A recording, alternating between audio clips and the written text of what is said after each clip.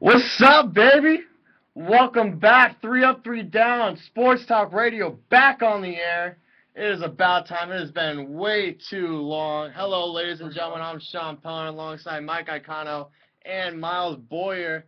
Welcome back to school. I graduated. It feels weird to be back here, but I love being back at Kbeach. Under new management, the students are running it. John Trapper did a great job, but now you can see the changes happening, more open floors. It's a lot roomier now. It's great. The front room, that's for sure. It looks great, man. It looks great. But welcome back. It's been a long summer, but an eventful summer. We have a lot to talk about, a lot to catch up on. We're going to do a segment called What Did We Miss Over the Summer? But I know, Mike, you really want to talk about baseball and then, of course, the upcoming football season. It is right around the corner. But let's get it started with baseball. What have we missed over this past summer that has really just grabbed you?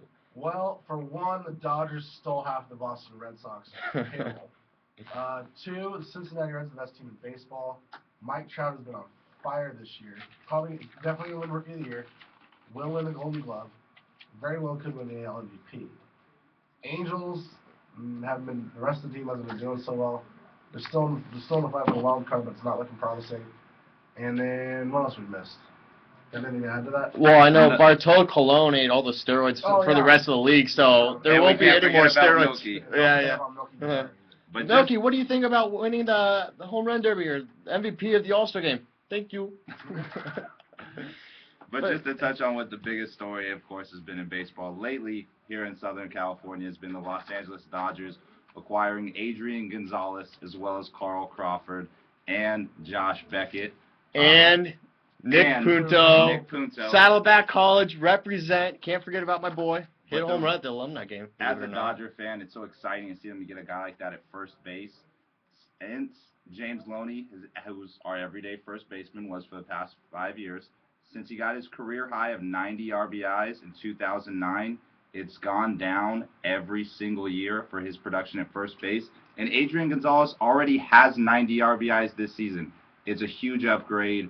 We're moving forward. Got a great ownership group, and I'm excited to see where the Dodgers are going. I take it we're talking about Dodgers first, even though you got your Albert Pujols T-shirt on over there. But well, I always wear this T-shirt. But I'll tell you this. You look at, okay, they lost Melky Cabrera in the San Francisco Giants. They have Posey.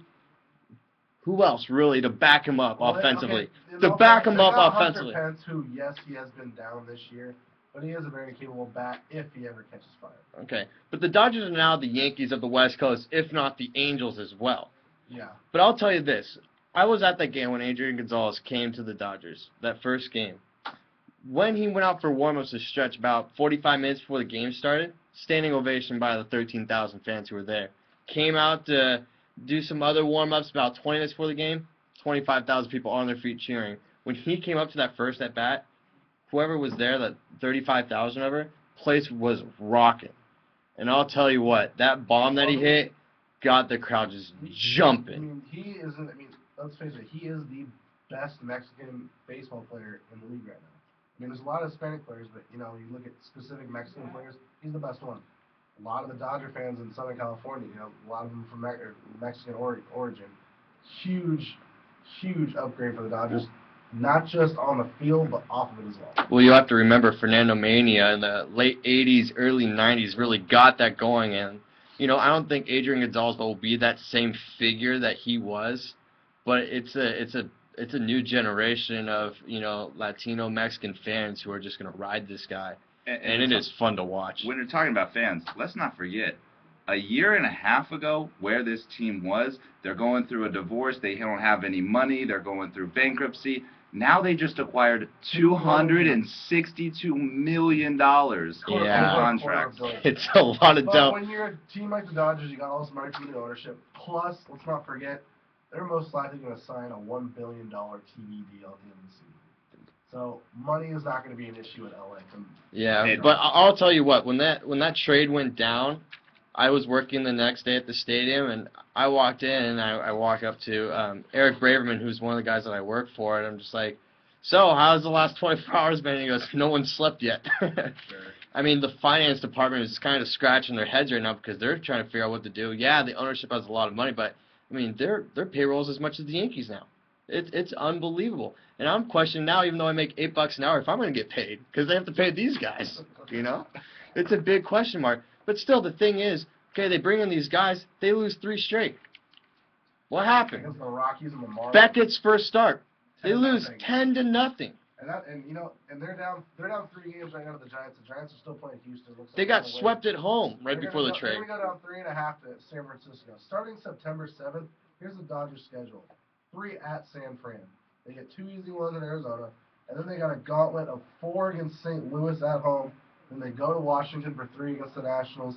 And then 3 at Cincinnati, who, by the way, has the best record. When you look at the NL West picture right now, the Giants are on pace to win 90 games. Now, the Dodgers only have 31 games left. They would have to win 20 of those last 31 games to have 90 wins. So to win the NL West, the time's running out. They have to get hot if they're going to win the NL West, or they might have to shoot to get that second NL wild card. And with Atlanta and St. Louis, if something goes wrong against St. Louis at home, they lose 3 or 4, they get swept. They're looking at not making the playoffs at all in early September, and who knows what's going to happen after that. Yeah, well, here's another stat for you. You know who has the most RBIs in baseball since the All-Star break? The top 2 players or. Players, yes. They're only players that get RBIs. So you would have to guess Mike Trout. I'm going to go with Trout. Nope. No. What's your top answer? 2? Adrian Gonzalez, sure. Hanley Ramirez. Right. Both on the Dodgers. Yeah. And let's not forget what the Cardinals did last year. The Dodgers have the potential to be that team, but they got to so pick do it up and the get Angels. hot. Let's switch over to the other side of the city. This team was supposed to be the best team on paper at the start of the season. There's 5 games over 500. Are you kidding me? Are you kidding me? You had a bet with Chris Wolf saying, Hey, I'm only a game and a half back, all right? I'm only a game and a half back. It's a whole other wild card going on in this room. But when he made a bet with Chris Wolf saying, yeah, the Angels will have a better record than the Dodgers at the end of the year, I'm thinking, okay, I'm a fan of both teams. But, yeah, you look at Mike Trout, who's up and coming, Jared Weaver, Torrey Hunter. I mean, you look at this lineup, adding Albert Pujols to it. C.J. Wilson. The best. Right? The best. Dan Herron was supposed to have a bounce-back year. Frankie at the trade deadline. You would have thought this team. 5. There was no way this team was going to have under a 60% winning percentage. No way. Right now, barely beating Seattle in the AL West. All that money they threw into hitting, all that starting pitching, they forgot to pick up their bullpen. Well, I'll tell you this: the they starting fired. pitching hasn't been No, there. it hasn't. I mean, C.J. Wilson hasn't won a game since the they're All-Star up 4-0 break. right now. Well, I'll tell you this also. This will scare you now that they're winning late in the game. They have the worst bullpen in the league. They're ranked 30th in bullpen in the league. Yeah, they're terrible. Walden can't pitch. Isringhausen can't pitch. Jepson's got a 1.31 ERA since the All-Star break. He's been the one somewhat consistent guy. Well, even though he did blow a lead in that game against Tampa Bay where they lost. They went up 8-0 and lost. But Frieri, he's still a solid closer. Downs, he was lights out earlier in the year. He didn't give up a run until the All-Star break. He came back and and happened to him. But little vacation, I'm telling you. He had a 0.00 ERA in the All-Star break. First game back, walked 4 batters in a row. And he hasn't recovered since. No. So there was something that went on during those 3 days where he didn't get picked, and he said, they brought up Richards. See ya. They brought up Richards, threw him in the garbage. He blew that lead against, who was it? Detroit? Detroit, yeah. The second game against Detroit. Yeah, up 5-3 in the 8th inning. That disappeared quickly. I hope there's some diamond in the rough that comes up in the September call-ups, but I really don't see it. We got rid of a lot of our guys to get these other guys. Yeah, I don't think that they can come back and make the playoffs. Look, they're 4.5 games behind Oakland for the second wild card. They would have to jump Oakland. They would have to jump Detroit and Tampa Bay. They have no chance of making the AL West. They're 10 back of Texas. Wow. The one thing they do have going for them, I'm not saying they're going to make the playoffs because right now it looks like a long shot. The one thing they do have going for them is Oakland is the number 1 seed in the wild card right now. Same division. They still have games against Oakland. They can make up against Oakland. But we've always struggled against Oakland. Week, Angels have always struggled against Oakland. Doesn't matter. No, you're right. It doesn't matter because we can't tell what's going to happen. No, if it was just them in Oakland, they could totally take it. But there's too many teams in between. I really don't think they're going to make it this year. It's amazing, too. Small chance. It's amazing, too. You never thought Torrey Hunter would be batting 300. You never thought the Angels were going to have Albert Pujols. They have the Rookie of the Year who's going for MVP. They have a potential Cy Young winner year in and year out. I mean, you look up and down this roster and this lineup, and you go, how the heck does that happen? I have no idea. It's unbelievable. But that's baseball for you. But while we're on the subject of baseball, and since we have Sean with us, who is a baseball purist, one of the biggest stories that continues to grow is the innings pitch limit for Steven Strasburg, Yes. who is the ace of the Nationals, who currently have one of the best records in baseball. Look like they are going to win the NL East. They're going to make the playoffs in Washington for the first time in more than 60 years since the last time a Washington team. Well, yeah. Well, you have to think the last time that franchise team, whatever you want to call it, since they moved around, won a World Series, Walter Johnson was pitching. So, coming out of relief. The last time they ever got close was 1994. Yeah. And they got And Walter Johnson went 0-2 in that World Series until he came in relief in that last game. But Sean, all right, here the question is, do you agree with the decision that they should sit Steven Strasburg? No. Because of the fact, one, this is the first time this team has gone anywhere in a long time. They have Bryce Harper. They have all these phenoms. Their pitching staff, if you look over the last 2 to 3 years, their pitching staff has been this unknown staff that's in the top 10 in every category. So you knew that was going to be there eventually, as long as they kept re-signing these guys for basically nothing, like $1 million here, $2 million there. Nothing in baseball terms. For me, I look at it as this. You used to have guys back in the day go 9 innings every game, no problem. With all the technology, the strength training we have, people, pitchers, players come back stronger and better after surgery with that training that they have and the trainers that they work with and the physical therapists that they work with. If he's not tired now, why do you think he'll be tired in 30 more innings?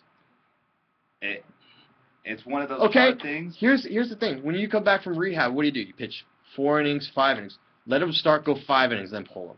Don't take him out of the rotation. Now you're putting more pressure on that 4th, 5th starter who has to pitch against maybe the 2nd or 3rd guy against the other team. But this is also a guy who's extremely young. He's the face of your franchise. But you can understand also that he can get hurt at any time. He can. He could be playing basketball in 4 months and get hurt. But he's never pitched more than 160 innings in any season at any level, and they have their medical experts saying that this is what they should do. This is what they did last year. Well, let me ask you this. What do you do with them next year? You stop him at 170 right now. Do you go 180 next year? No. You look at what's happened with Jordan Zimmerman, someone who was about the same age when he had the same surgery. He's also on their team. The way that their medical experts handled him, he's had a great year and hasn't had any health problems. Like you said, they have a bunch of young phenoms. This is a team who they're in it for the long haul, I think. They want to compete year in and year out. They don't want to push all their chips on the table. And this season, maybe he gets hurt. You're never going to know either way. Okay. But if your medical experts say this is in this guy's best interest and you go against it and he gets hurt, you have a lot of explaining to do as to why you didn't go with what your experts said. You were going for a World Series. Yeah. Very. There are 5 teams still that haven't won the World Series. I mean, this guy, there's a lot of people that say, I'll give anything for a ring. Anything. I will give my left arm for a ring. I'll give both my legs to have a World Series ring, a championship ring. How many players have gone through Hall of Fame careers and never won? A lot. How many players have gone 2 years, played 2 years, got hurt, and won a World Series and said it was worth it? A handful. But here's the thing. They're all young. They still can do this. And here's my other argument. There's no time like today. Yeah. Especially in Major League Sports. And here's my other argument that I'm going to give you. I believe in all sports, there is a new wave of athletes coming about. Cam Newton, Aroldis Chapman. You got guys like Mike Trout, Bryce Harper. Super freaks, Dwight Howard. These guys who are changing the game as we speak, this generation, where it's completely different. They're high-flying. How many? LeBron James.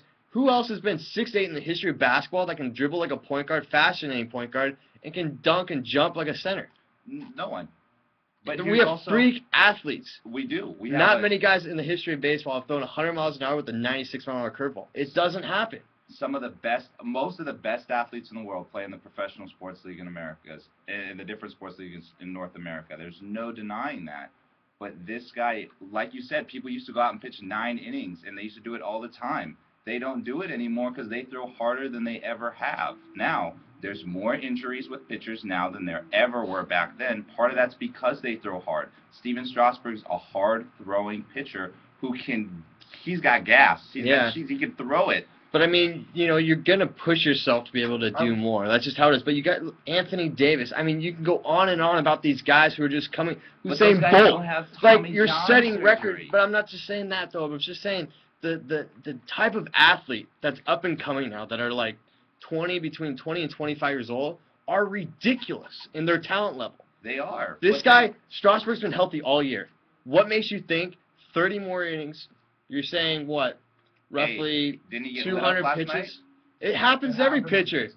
Could it? And this is if you pitch 9 out of 10 great games, I'll take it. One big bad game, so what? What if he starts to struggle as he gets closer to his innings count? And what if people start to say, "Hey, we noticed that there's not as much on his fastball as there was at the beginning of the year." You see a decrease in performance, then you shut him down. Yeah. You don't shut him down when he's at the middle of a pennant race when you don't see anything wrong with him. Right. When your medical experts say this is the best way to handle him, this is how we handled the exact same situation last year. As a coach, as a general manager, what do you get paid for?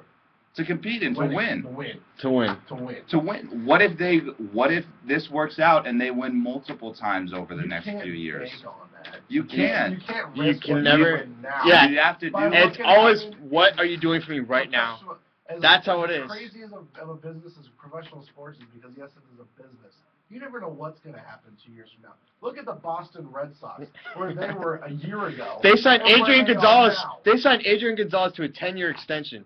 And look where he is now. He's over here. The time is now to win. Yeah. If that's true, they just made a decision about their future and giving up on this year and giving up on players who they expected to be a part of their team to help them win. Not every team goes for it every year. You have to do what's in the best interest of your franchise. I think the Nationals are at a point, is it in the best interest of our franchise to say, hey, we have to protect our investment in our young team. And if their medical staff is saying this is in their best interest, I applaud them that they haven't given in to the media pressure, because I feel like most. But it's not even media pressure. It's the pressure to win the World Series more than anything. This is the best that any team. This is the best. I know the Reds have the best record, but I've been more impressed with the Nationals, besides maybe the Pittsburgh Pirates, than any other team this year. Whether it's him or anybody else on the mound, whether it's Bryce Harper, Ian Desmond's having a career year. I mean, any guy that steps up to the plate or steps up to the mound is performed. And here's the thing. You look at, and we talk about this every time when we come playoff time for any sport, and you hear me say it's a lot. Whoever is the best team the last month of the season, whoever has the best record, the hottest team going into that last month, wins the World Series, wins the championship. Whoever's the hottest team that last week goes on to win. You look at the Cardinals. You look at what the Kings did for hockey. It works in every sport but the NBA. San Francisco Giants, just a couple years. Yeah. The NBA is different. We'll get into that in a little bit. But you also got a 5-game lead on Atlanta. I don't think you're gonna blow a 5-game lead.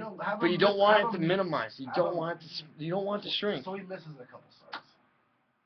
But then what do? Start over from spring training, scratch it from start one? No. You throw this guy. You give him a rest. Let him close. Why not come in and pitch one inning? That's been an interesting idea that I think should have been. Why not start him for 4 innings? But I think at this point, there's other ways to do it. They keep him pitching. They keep him in the rhythm. They keep the team's self-esteem up, knowing that your ace is still going out there, still fighting for you, even if it's 10 pitches a game, 10 pitches a weekend. He's still out there battling. That's what you want to see. You don't want to be like, our ace is on the shelf. Hopefully, our number 2 can be our number 1. Our number 5 can be our number 4, and everyone else steps up too. Come playoff time when every other team is pushing, bringing up guys, making that guy throw one extra pitch, one extra at bat, one more sacrifice, and you're shutting your ace down. Medical staff or not, from a winning standpoint, I don't agree with it. You have to respect them because they are the experts. But still, I just think if you're trying to win a World Series, this is the best pitcher in baseball, arguably. Let him go. Let him go. All right. Before we go to break, though, I want to ask you one question. The most surprising and fun team to watch so far this year in baseball? Surprising? Okay, if you would ask me this question a month ago, I would have said the Pittsburgh Pirates, and they've kind of tailed off. I'm going to go with, like you said, the Washington Nationals. This team was in dead last year. This team's been in dead last the last 15 years, spanning back to the days of Montreal. Seeing them play as well as they have this year, it's been pretty fun to watch them play. It really has been, Miles. It's got to be the Washington Nationals. Where their franchise has been and that there's no team in the Washington, D.C. area be competitive in so long. It has to be them. I'm going to stick with the Pittsburgh Pirates just because they did it last year. They faded off, but this year they've really pushed it. They've beaten a lot of good teams at home. Yeah, you can say the Nationals. I agree with you. But the Pittsburgh Pirates have been a lot of fun. Andrew McCutchen is just lights out. Well, yeah, you saw what he did with the Rockies just a couple years ago, too. All right, when we come back, we'll jump on a couple other things that we missed over the summer, and then we'll get into Mike's favorite segment, football. We'll be right back. 3 Up, 3 Down right here on Kbeach Global Radio.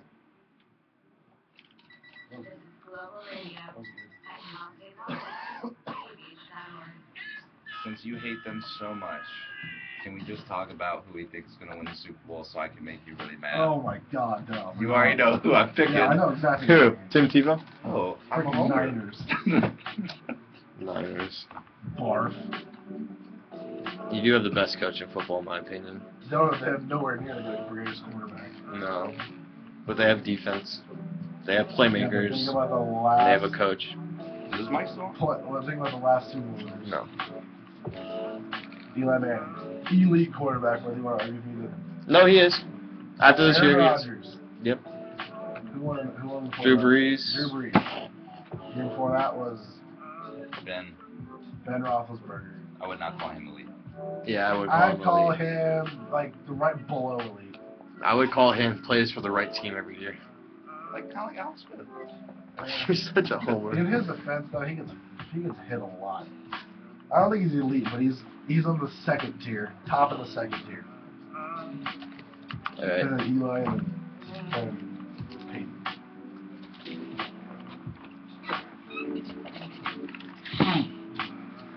Just try not to like breathe into the mic so much.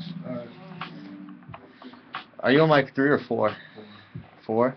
Because I put it on 4 and I couldn't hear you. Really? Yeah.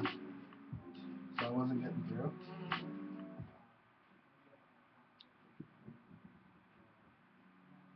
Say something. Sean. Yeah, you're mic 3.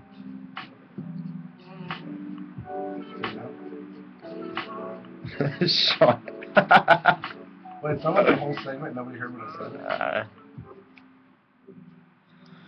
Alright, we took a quick little break, but we are back in action, 3 Up, 3 Down, right here on Kbeach Global Radio. Thank you for tuning in to our first show in, a little over 2 months. It's been a nice summer break, but I just worked. Work. I don't get a day off ever. Alright, some other things we missed. We talked about Melky, Cabrera, and Cologne. The Olympics were this summer. What do you guys think of the Olympics in London? I was actually there. No way. Yes, I was.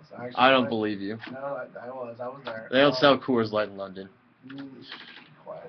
No, but I was at the Olympics in London, and it was kind of surprising. I went down to Buckingham Palace, and they have all the events down there in that area. Hyde Park. Nobody was there. It was dead. Nobody. All the locals picked up and left. Wow. Yeah, it's kind of impressive. There's a big stick about it. Front page newspapers. Well, yeah, they didn't want to deal with all the tourists. They probably took their own vacation. They probably did. Wow. It's a little surprising. Yeah. But at the same time, you can understand it. I mean, I wasn't alive in 1984, but from what I've read, LA was kind of the same thing. I can imagine so. So, what events did you go to? I didn't go to any events. I didn't stay in London. I was out. Okay. I was in London for a little bit. I walked by the beach volleyball venue, packed. A lot of people in the venue. That was a good Yeah. Well, Misty May did win a gold medal. Long Beach State alumni, gotta represent. And, she was at the Dodge game the other night because Matt Trainer is her husband. She threw out the first pitch. I took pictures. And also, they will be headlining the Long Beach Parade on 2nd Street for Christmas, which is kind of cool to think about. Also, if you guys haven't been catching up to date at all, Long Beach State has redone their surface on the basketball/volleyball court, and it looks fantastic. It's got palm trees coming from both sidelines. Looks great. They're redoing the locker rooms. The volleyball team was the first one. The women's volleyball team was the first one to play on it. They have the Mizuno Classic, and it really looks spectacular. I don't know if you guys seen the pictures of it at all. It looks pretty cool. I haven't. It's a better version than what Oregon did with the Phil Knight Arena, or whatever you want to call it. I mean, I'm It's clean. pretty much an alumni here. So am I. didn't even know it was going to happen. It looks really nice. So go online, check it out. It looks really cool. So Long Beach State. Also, they're just redoing everything. I know when we had Vic Seglis on the show last semester, we talked about all the stuff that they're doing, the locker rooms, the floor, and whatnot. The lights went up at the soccer field. They're playing night games now for soccer, and I believe they're undefeated so far. I could be wrong about that. They might have lost one, but they're playing extremely well. They won 2-0 the other night, 3-1 the night before. They keep winning. I think they played Boston College the other night. Let's see. Roger Clemens back in action, pitching for an independent team in Texas. Did okay for a 50-year-old man. Not too bad. A second game. Yeah. All right, now here's the chance. The chances next year he's pitching for the Astros. None. None. As bad as the Houston Astros are, you don't think he's actually going to pitch? They're changing divisions, changing leagues. They might be changing uniforms. They're going to be upgraded. What they're doing is, without the new stadium, they're the Miami Marlins. They're changing everything. Except for the stadium. On that roster that I can recognize. Yeah, because Carlos Lee went to Miami. The only reason you would consider even trying to come pitch is because it would push back his Hall of Fame eligibility. He's eligible to be on the ballot next year. Along with Barry Bonds and Sammy Sosa. So it'll be 5 years removed from baseball. Outhouse. If he was able to push back, it would push it back another 5 years, can kind of distance himself from Barry Bonds and from his trial. It does give him a better chance, but I don't think that he's getting in either way, no matter what he does. Well, here's the thing. Out of all the guys that have been busted for steroids, he's the one guy that I, like... adamantly denied it. Well, not even that, but I wanted him to get in before all this. Because he was so great for so many years. Like, he was, a World Series winner in college. And then when he pitched in Boston, he was the best thing that happened since Carlton Fisk. I mean, he was the guy. Before he went to the Yankees, Toronto, he won a Cy Young. And that's when the steroids started coming up. And he was just one of those guys, like, he was the idol of a lot of people, a lot of pitchers growing up as a kid. I know we've argued about this multiple times, Sean, but he would still have my vote if I had one. Of course. I think, honestly, for him, I think he will get them with the Astros next year, and I think that's the reason why he is doing it, whether he wants to say it is or not. But I think he does get it, and I think if he gets pushed back 5 years, I think there's a strong possibility that this might blow over, and that he may get involved. Well, does the independent league count? No. Okay. Yeah, no affiliation. Baseball. Yeah. So minor leagues would still count. Minor leagues would count. But see, okay, I know I said no about 5 seconds ago, but the Astros would, George Bush Sr. As bad as they are. He lives there. It would be the only reason to go to a game. I could see him making like an appearance like in The Rookie where he pitches one inning just to say he did it. You know that movie? The Rookie? Okay. I could see that happen where the kids, push their coach in high school. Hey, you still got it. Go play minor league ball. He throws 97. I could see that happening. It'll be fun, but in my book, you do steroids. I'm a purist. See you later. You don't make it. You don't make it to my Hall of Fame. You don't think he will play for the Astros? I know I just say he won't, but I really think he might. If they were to go undefeated for the rest of the season, would still be, what's 40 plus 32? 72. They'd still be 18 games below 500. This team is 40 games out of first place. Well, it's not even that. Do you know how many games they've won on the road? You can count them on your hands. It's absolutely ridiculous. They won 13, so a little bit more than my hands. Toes, you would need your toes. Add some toes. Yeah, you got the sandals on. You can see. All right. But let's talk about basketball now before we jump into football for the last 20 minutes or whatever. But Steve Nash and Dwight Howard have come to the Lakers, and let me tell you this. If you are not an Oklahoma City fan, Miami Heat fan, or Lakers fan, your team is irrelevant for the next 5 years. Okay, I'll give Brooklyn. Maybe not. Who's on Brooklyn? Darren Williams. Joe Johnson. Okay. Brooke Lopez. Brooke Lopez. We just talked about Steve Nash, Dwight Howard, competing teams against those three, and you're throwing Brooke Lopez? He's a top 5 He hasn't been anything center. since he left Stanford. He's a top 5 NBA center. There's not a whole lot of centers. They're yeah, not going to compete. You just proved my point. They're not going to compete. Since when has this been a center's league? Since Shaq left. Most of the teams that are dynasties and win multiple titles have a stud at center who's a Hall of Famer. Okay, the Miami Heat do not have a center. Oklahoma City. Oklahoma City. Those teams have multiple titles? No. But they're gonna. This is the next wave that I'm talking about. The next wave of athletes where you don't need that 7-footer because you have 6'8" guys that do the same thing. This is the next wave of athletes that I'm talking about. They're coming in. If you want a dynasty, you need a man in the middle. That Oklahoma City, LA Lakers, and the Heat are the top 3 teams in the league. No other team matters. No, okay, don't say that. No. Because Brooklyn matters. No, I The don't. New York Knicks still have Carmelo Anthony. Tyson When's the Chandler, last time Amari they got Stoudemire. past the first round? What does it matter? They still have First still round. Have a lot of talent. They got a coach that knows how to coach. Do you know what Carmelo Anthony is? A ball stopper. You know you can't win with a ball stopper, right? Pass. Mine. I'm going to look around. I'm pretty sure that someone in LA who's my favorite player also is a ball stopper, and he's Oh. got 5 rings. And you know what else he has? Over 5,000 assists. He's played for, what, 16 years? There was a stretch where Kobe Bryant would have to score 80 points a game for them to win. And did they win world championships that year? No.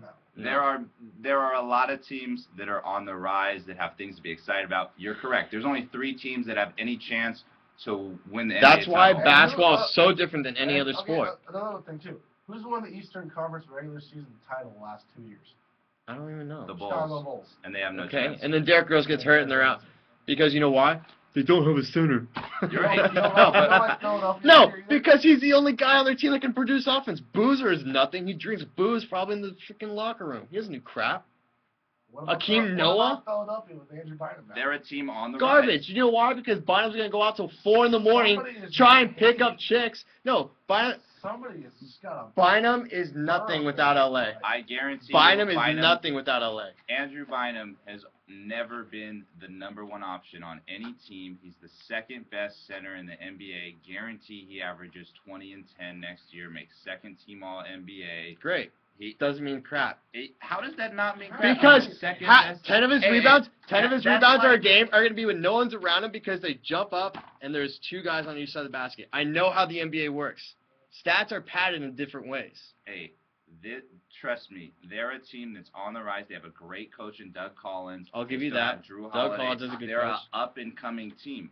You're right. The NBA is probably the hardest one to win. It's the most unless lopsided you're a- sport in any. You're right. in Because any league. you can't win quick. Unless you're a big market team where you can pull 3 or 4 stars, you have to build through the draft.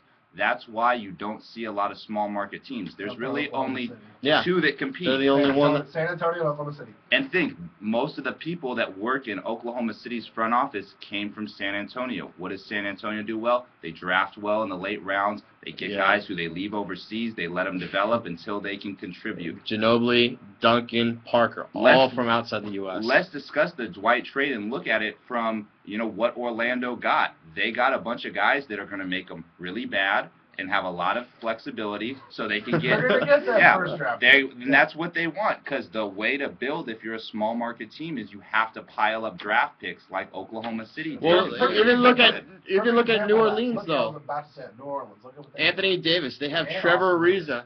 I mean, Trevor Austin. is gone. Trevor Ariza's gone. He's in Washington now. Okay, but Rivers. Let's not go there. No? Okay, so how good? Good college player. We know what the top 3 teams Left are. early. Mike, how do you rank those 3 going into Top the season? 3?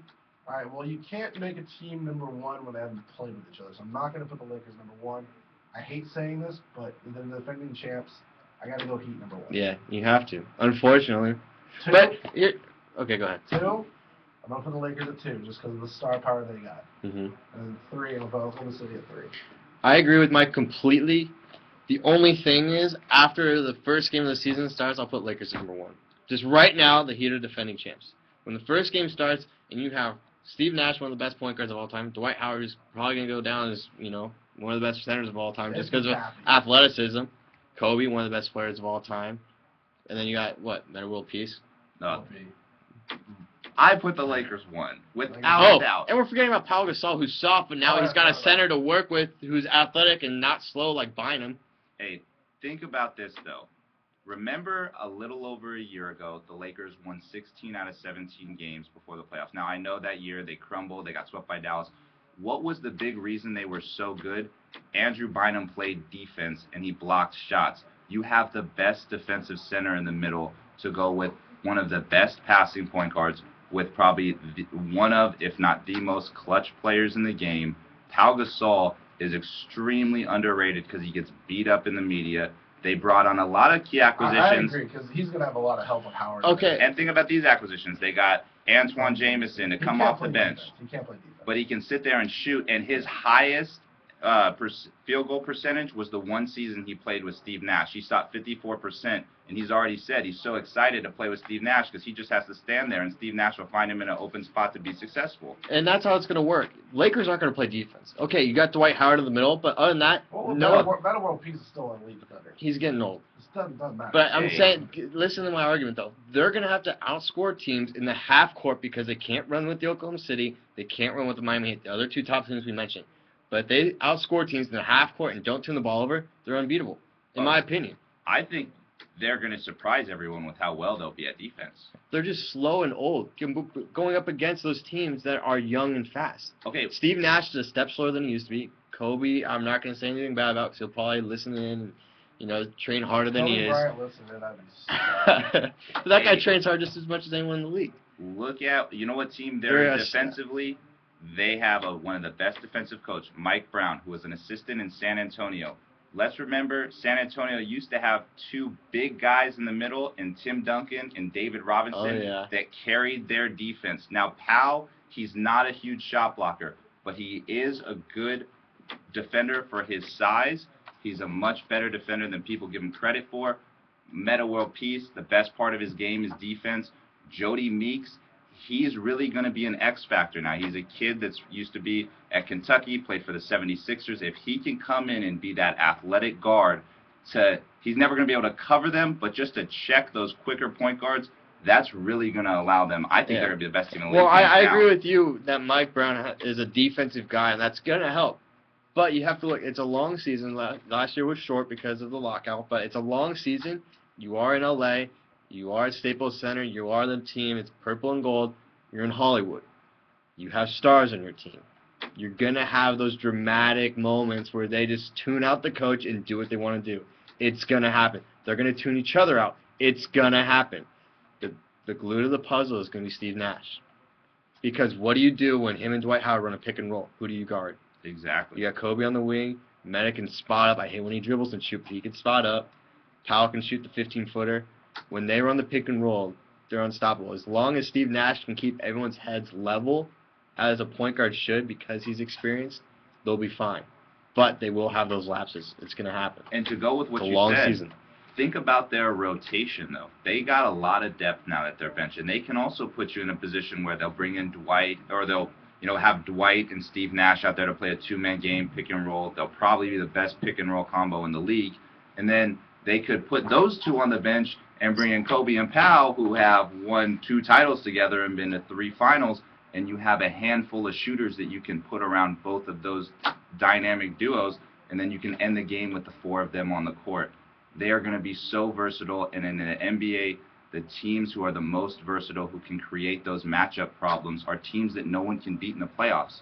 I mean, people just couldn't match up with Miami when they were switch around their roster, and I think now LA has the ability to put people in very bad matchup situations. Yeah, and 2 other things. One, you need to stay healthy. It's going to be a lot tougher with some old guys. Let's face it. 2, he picked up Ray Allen. One thing that the Lakers don't have is a 3-point shooter. They just got better at that position. They got Steve Nash. Just saying. But he's not your 3-point shooter. He's the point guard controlling the ball, driving and dishing. He's not the one sitting out there spotting up. Will Peace can do it a little bit. Kobe can do it a little bit. I'm sure Meeks can do it a little bit. But they have Ray Allen, one of the all-time greats. They do, but Steve Nash is a great 3-point shooter, and he will play a little more off the ball this year with just to save his legs, yeah. And I think those two, they're going to extend each other's career. I mean, you saw the big 3 in Boston. They really helped everyone's career because they took some of the pressure off. I think Kobe and Steve Nash kind of can take some of the pressure off of each other of having to handle the ball so much. Yeah. Okay, I know you're waiting. We're going to talk about football. First thing I want to talk about, NFL referees still on their picket lines. Week 1, we're having the backups come into play. The questions are coming in. And, I was an official. I'm not officiating this year. Look, football is, you watch it on TV, you think you can do it. And I only did high school. I've never even couldn't imagine doing professional football. football on the ground level is the fastest thing you'll ever come across. It is so fast and so violent that to see everything an official has to see, you need to be the top guy to be able to get the call right now. I know they have the differences with their salary and whatnot. But they need to get back on the field because the replacement officials. You saw the other night. I don't know if you guys saw on ESPN, not top 10. Look, the official, facing the other way. The official faced the wrong way. That's not that big of a deal because he's still facing half the fans, just not the TV Still viewers at doesn't home. matter. I mean, the guys, you just have to be sharp. Those guys are under so much scrutiny. But, you know, some guy can get hurt. You never know what's going to happen. This needs to end because, you know, it affects the integrity of the game. A replacement official is not as good as a professional referee, or as a, you know, a normal referee. Right. And, you know, they could miss calls. They could affect that game. They could, you know, it could have effects on the playoffs down the road. So it's not good for the league. Goodell thinks they're going to be fine. I have two big questions for you, and I'm going to defer to you on this because you have, you have experience refereeing. How is it that the number one concern in pro football right now is safety, and they're going to use replacement officials? That doesn't make sense. Aren't they putting the players at more of a risk by putting people out there who don't have experience in refereeing the best football players in the world? Argue that, but at the same time, when it comes to player safety, look, throwing a penalty flag is not going to prevent an injury. No, but it is going to let people know they can push the envelope a little further. It will a little bit. I don't think it's going to be as big of an issue because I really think, you know, it's been pretty much ingrained in everyone's head what goes and what doesn't go. I mean, it sounds like it's going to be a big deal. In the end, I don't think it's going to be that big of an issue. Another question I have. They have 3 hours and 15 minutes from the opening kickoffs that start at 10. They pushed them back 15 minutes, so now the second ones, the first game started 10 Pacific time. The second games start at 1:30 Pacific time. Are we going to see the games longer because you're going to have more challenges? You're going to have referees that aren't used to keeping the tempos. Because one, these guys are not crews. And when you see those guys working games, those guys are crews. They work together every week. It's like a small fraternity. It is like your own group. You know what you're doing. You know which guy does what. You get the game going. You get a good flow of it. These guys are replacements. They never really worked with each other except for maybe the handful of preseason games they've worked. I mean, it's gonna be slower in between plays. You know, they may have more, challenged calls. Yes, it will be a longer game. And the other thing too, no question about that. These replacement referees, these are the top college referees, right? Is that where they bring them from? I mean, they're bringing them mostly from college. So where do they get the replacement college referees now? High school, it just trickles on down. Isn't it affecting not just the NFL, but the D1 football, the D1 AA football, the D2 football in college? I mean, there's 146 teams right there that are affected by the NFL. Well, at the same time, but there's a lot of guys. I mean, I've worked with guys who work Pac-10, work Big 12. They also still in high school. I mean, guys can. Well, yeah, it's just to stay in the game, keep it going. And I don't think it's really going to affect the college game that much. I mean, a lot of guys do college football. Most refs don't even work a full slate of games during the season with college football. So that's not a big issue at all. Okay. Well, I know the NFL season is not coming up real quick, but it is the start of college football season. We are, 18 hours away from UCLA kickoff? Oh my God, am I excited. Woohoo! Yeah, but guess what? New head coach, new quarterback, new mindset. No more pistol offense, no more of that. I'm looking forward to this season. We got a new coach.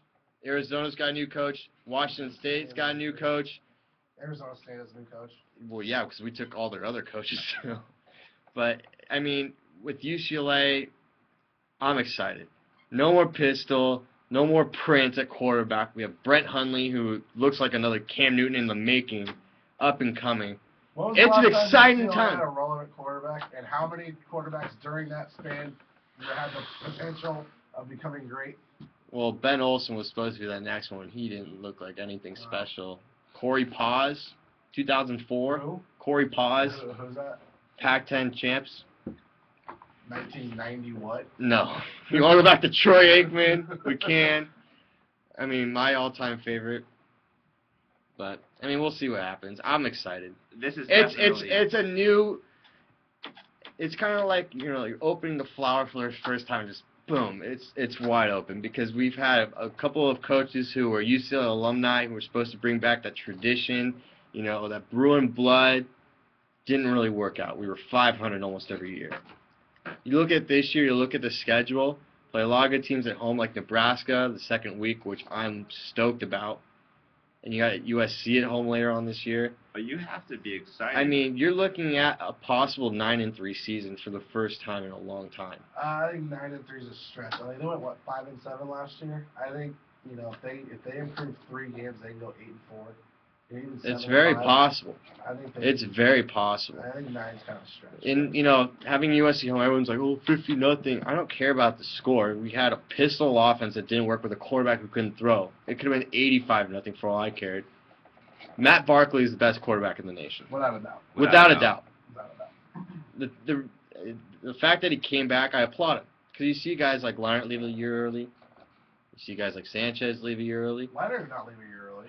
I thought he did. Leonard came back. He stayed. Okay. He took a dance class. That's right. Yeah. Ballroom dancing. My bad. Sorry, Leonard. But the fact that he's coming back and he's gonna be a great NFL player. I truly believe that. And the fact that UCLA has him at home this year is gonna be a good game. If it was at USC, we'd probably get smoked again. I think you're a very optimistic fan of UCLA. This year I am. However, I don't think they're going to beat SC. Well, that's way down the road. But they are playing Rice tomorrow, 4:30. Let's get into the other games, though. Alabama, not as good as they were last year. They're number 7, I believe. Okay, hold on. They don't have their returning starters back from last season. Doesn't mean they're not going to be just as good.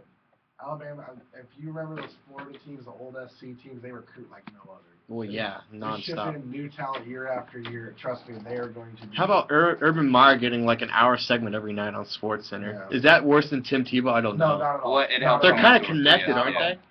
What? It helps when you used to be an analyst for ESPN. Oh, they definitely give you more coverage. Like, it's so bad. Same thing. Yeah, but I mean, they're going through a lot. That's this year. Negative publicity, though. Yeah, that's all negative. Euclid's gone. Adrian Gonzalez gone. Crawford gone. Beckett gone. Whatever. I know. But back to college football. Hey, I think this is going to be such an exciting year for the Pac-12. You have so many coaches who are coming in. You're seeing new systems. You're seeing the conference become a much more offensive-minded conference. I think for UCLA, it's great that they have a coach now who can go into recruiting and saying, hey, I've coached at multiple spots in the NFL. I know what it takes to get you there, and I can help you get there. And that's the other thing that makes me excited. I mean, look at what Pete Carroll. Nothing really in the NFL. He worked with the Patriots, worked with some other teams. He's a good coach, but not great. Comes to the college level and he dominates. Why can't Moore do the same thing? Can do the same. Why not? This year maybe not as big a season, but 44 returners, bro. But 44 returners from a team with 5-7. Who cares? Yeah. But they have a new quarterback who's been there through the system. Right, I get that. Trust me. I'm gonna harp on it all night, baby. 8 games this year, I'm harping on it. That will be a huge success for him. Give him 2, maybe 3 years. That's when UCLA, if he does his job the way everyone thinks he's going to do his job, will become dangerous. I just think it's this year because they have a lot of guys who are juniors and seniors who know what Moore is all about. That dime package on defense. He's a defensive back coach. We have a lot of depth there. And then the new quarterback working with a system that's more wide open. 4 spread. We have 3 running backs deep who are great. I think it's there. The only question is, and it's been the same question for the last 5 years, offensive line, what are you going to do? I still think, though, the best, there's still 3 teams in the Pac-12 that are better than them. You have to say Stanford. Stanford still? I still say Stanford. Stanford is, yeah. They have a lot of defense coming back. All right. They have the size. It's just hard when you have no luck. But I see that, but they're a well-coached team. They still have a great defense. They probably have the best defense in the Pac-12. And then you have the 2 teams in the Pac-12 that are going to be national title contenders. Yeah. So and don't cut out Mike Leach in Washington State. They were tough though. They're not a team that's going to run people off the map, but you don't want to play them. If you see them on your schedule, it's a little scary. Year, but coming up, Mike Leach did a lot with a team that played out in the middle of nowhere in Texas Tech. I don't know if you've ever been to Spokane, Washington. Not a whole lot there. Kind of the same situation. Yeah. You have to fly into Idaho and take a bus over. Pull a lot of guys in California, a ton of athletes in California. Give him a couple of years. That'd be interesting to see what Washington State. And you got Rich Rodriguez in Arizona as well, a new coach who's going to bring a lot of fire too. As much as those guys are nice, though, Between the two big ones, Oregon who do you SC. have winning it? Do you have Oregon and USC, or of Oregon course. coming out of the Pac-12? Well, I'll say this. As a Bruin fan, Matt Barkley is the best quarterback, arguably the best player in the nation. Of course he's going to lead his team to the promised land. Michael James, and they also lost Ron Thomas. I think head-to-head, USC wins. No doubt. I think it's SC's. I think it's SC's to lose. Yeah, It's I agree. SC's to lose. The only and game they'll that's a lose challenge. if their defense has any major injuries because they don't have a lot of depth defensively. And I think when they play Oregon, the speed, how quick Oregon runs, how many players they rotate in, you're going to see USC be affected that they don't have as many people on defense. Offensively, they got studs all over the board. Probably 10 of their 11 starters are probably eventually going to play in the One thing SC NFL. does have going for them, too, is they get the regular season game between the two. They get it at the Coliseum. They win that game, that means the Pac-12 championship is at the Coliseum. They get them at home both times. So that's one thing to do. The only game in their way is at the Rose Bowl against UCLA. And you guys are going to argue and say, I'm a homer. That rivalry game. Let's not forget. So you think Let's not forget. Oregon? Yeah. Oh God, no. Oregon's Yeah. going to win the Pac-12. I'll take Oregon. Sean, 13-9, 2006. That is a disgusting statement. 2006, 13-9. USC was undefeated going to the national championship. Okay, It happens. It's rivalry. That was half a decade ago. I'm just saying, it's rivalry games. It happens. You tell me UCLA has a better chance of beating SC than Oregon does? Yes. I will bet That you is- lunch that is that insane. I'll take that UCLA But does here's the not thing. come in the top 3 in the conference. Okay, I'll that doesn't bet mean you they're lunch not now. going to win the rivalry game. I still think it's USC's to lose. I still think they're the ones to go undefeated and take the national championship because Matt Barkley is the best player in the league.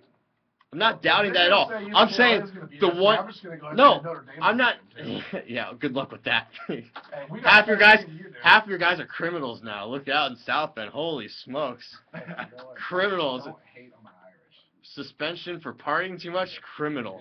Talk up the UCLA and Bruins. I might as well talk up Notre Dame. Go for it. Talk them up. Let's hear it. I'd rather not. I don't wanna make Let's hear it. I don't wanna make Not saying UCLA is going to beat them. I'm saying they have the best chance to. I think USC runs Oregon out of the building. I do. Pete Carroll, best defensive scheme there is, with no Pete Carroll's not there. at USC. Oh Lane God, Kiffin. what am I thinking? Lane Kiffin. Sorry, Lane Kiffin. Complete brain fart. Okay. Yeah, I think you should stop now. Yeah, I'm done. I'm on my Bruin rampage. I'm just so excited for tomorrow. You can't blame me. No, I'm No not. more pistol. I'm not blaming No you. more pistol. No more blank shooting. Are you kidding me? I'm excited. It is Go a- Bruins. Well, while we have a couple minutes left, let's get into some football. Now, your team to beat. We have been talking about football. Well, no, We've been NFL ranting football. about- We've We're been going going to on start for college. another 2 weeks. But I know it starts for a couple weeks. Mike, going into the season, who is your team to beat? I'm going to go with the Green Bay Packers simply for the fact they have the easiest schedule in football. And they are one of the best teams in football. In fact, they finished with the best record in football last year at 15-1.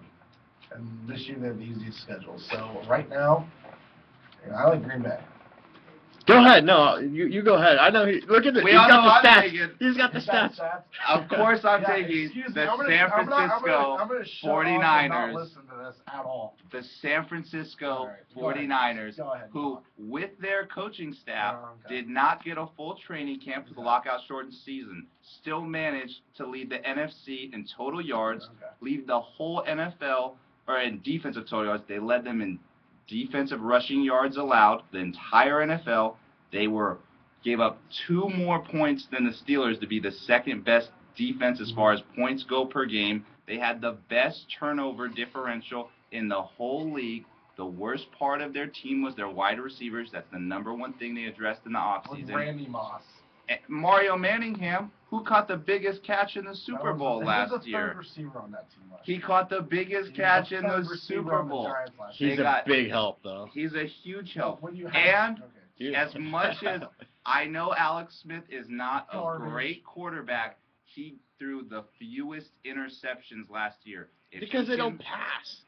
That's his job. You wanna Manage talk- the game. you know the Be San Francisco efficient. 49ers Let remind the me of? defense win for you. Exactly. You know how many times, how often I predicted the Baltimore Ravens to win a Super Bowl. They got one 12 years ago, back when football was a different game back then. Before Flacco, too. Before this whole aerial passing attack.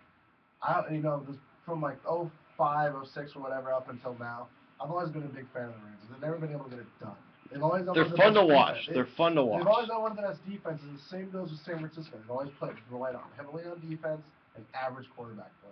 And it's always gotten them far, but never got them over the hump. Not in today's game, not in the modern game of football. Because you look at the previous Super Bowl winners, you look at the quarterbacks. You look at Eli Manning, 2-time Super Bowl winner, elite quarterback. Aaron Rodgers, elite quarterback.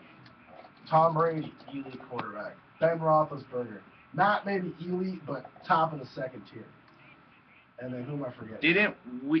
We outplayed the Giants last year, and because of 2 fumbles because our guy couldn't catch a punt, or they would have been in the Super Bowl. Things happen for a reason, bro. And those last 2 drives, Alex Smith went 0 for 6 throwing the football.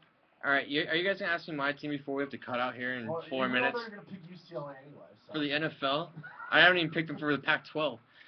My team is the New York Giants, not because they won the Super Bowl last year, not because of Eli Manning, but because of their defensive line.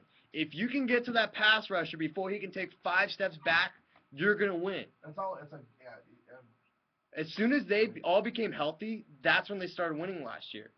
And their defense, they're just a bunch of brick walls staying there that you can't get past. You can't run past them. You can't even get time to throw the ball.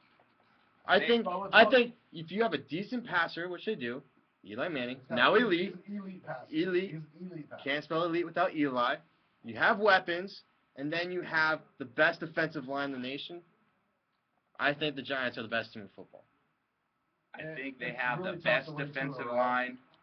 It is hard to win 2 in a row. They have a target on their back. They have an extremely competitive division. How many teams in the NFL win 2 in a row? It doesn't happen. But the one thing that doesn't happen. Let's say you're a professional sports team. You get a lot of media coverage and a lot of media flack, whatever. And now you're in New York. That just magnifies it by God knows how much. Yeah, but they're on the other side. Have the New York Jets in their hometown. I have never seen a New York get less media coverage after winning a professional sports championship. We're the New York Giants. You know why? Because everyone's infatuated with Tim Tebow running around with his shirt off and how bad Mark Sanchez is going to be this year. And Rex Ryan and his liposuction. So, quick question. While you're on the Jets, last game of the season, who's the starting quarterback? It doesn't matter because Tim Tebow's got a completion percentage that rivals Mike Trout's batting average. And Mark Sanchez, this team hasn't even scored a touchdown in the preseason. Has not scored 1 touchdown yet. It's amazing. By the end of the year, I don't think it matters because they're not going to be in the playoffs. All right, we have about 2 minutes left, and what we've been doing for the last 2 years is we like to give shout-outs. So I hope all you guys are ready. You want to go first? All right, Miles, go ahead. I have a very special shout-out. It goes to my aunt, Dana Tanaka. This last weekend, she was inducted in the inaugural Hall of Fame class for Palomar College. She was a great softball pitcher there. She went on to get a scholarship to pitch at Cal Poly San Luis Obispo. She holds many school records. By far the most impressive one, career ERA 0.13 over 2 years. Just 1 run? That's 1 run every 10 games. Okay. Mike, you got your shout-out. Shout out to the Angels, up 9-3, bottom of the 5th. Let's get that rally going. It's about time. They need it. They need it badly. Shout out to my girlfriend and also Keegan, Angie, Wesley, and Morgan. I think they're all listening out there. Thank you very much for the support. And also to the Dodgers ownership group for spending all that money and making my job that much better when I go to the stadium, even though I do love it so dearly. All right. Well, that's our show. It's been good to be back. Anthony Shapiro, shout out to you, man. You've been with us for 2 years, and I know you'll be back in the studio soon. I appreciate all the work that you've done for us and also the support that you have given us. But for Mike Iacono, for Miles Boyer, I'm Sean Pellerin, and everyone have a great first week at school. And as always, go Beach.